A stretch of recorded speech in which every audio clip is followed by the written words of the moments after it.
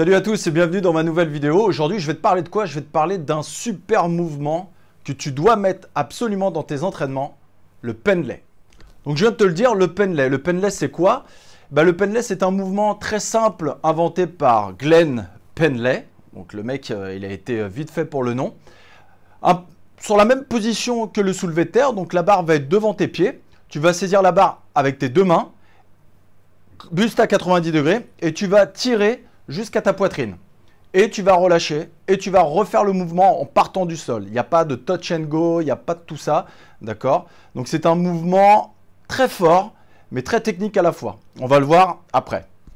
Ce mouvement, il est très intéressant dans ta planification, dans ta périodisation d'entraînement.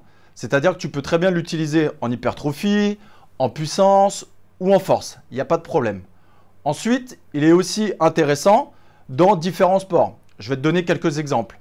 Le rugby, par exemple. Il y a un très bon transfert pour venir chercher ou attraper la balle au sol.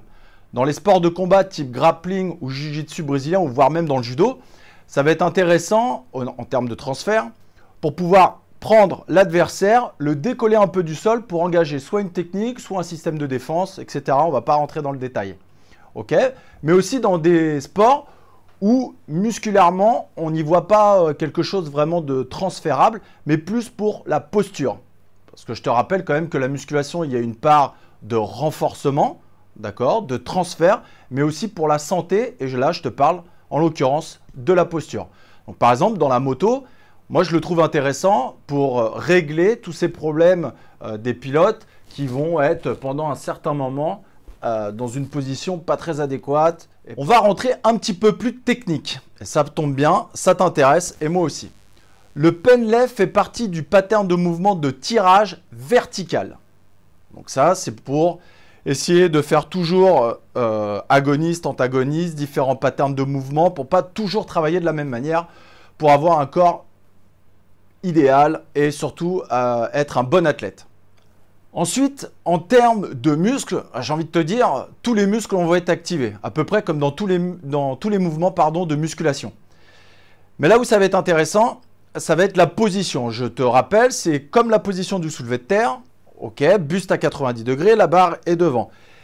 Tout ce qui va être chaîne postérieure, pratiquement à 80%, va travailler en isométrie. Donc, isométrie statique, rien ne bouge. Ok ? Et ensuite, en concentrique et en excentrique, on va beaucoup activer les muscles fixateurs d'omoplate, les tout petits muscles qu'on a derrière les épaules, les deltoïdes et ainsi de suite. Sans oublier le corps. Ensuite, je vais faire une petite parenthèse sur les stabilisateurs de hanche. Donc, tous les petits muscles des fessiers, par exemple. Quand tu vas venir ancrer tes pieds dans le sol et que tu vas faire une rotation externe, ou appelé en ce moment le torque, ok, on va venir activer tous ces muscles-là qui vont être ultra intéressants pour la stabilisation pendant le mouvement. Donc, tu vas me dire, ouais, ok, j'ai compris, maintenant je veux savoir comment on fait. Alors, je t'ai dit, ton repère, ça doit être le soulevé de terre. Donc, tes pieds plus ou moins larges. Moi, je te conseille largeur de bassin. La barre juste devant tes pieds. Et tu vas venir chercher la barre en pronation. Ce qui va compter dans le Pendlay, ça va être l'alignement de ta barre. Le chemin, la ligne, tu choisis le terme, il n'y a pas de problème. Ok? Tu vas venir te placer à 90 degrés. Ok? Toujours bras tendus. Tu vas rétracter tes épaules vers tes fessiers pour engager au maximum tes dorsaux pour venir gainer ton buste du corps. Tes pieds sont ancrés dans le sol. Donc du coup, verrouillage des hanches, verrouillage du haut du corps grâce à ton grand dorsal, entre autres, hein, mais aussi du corps. Et là, tu vas venir tirer la barre au niveau de la poitrine.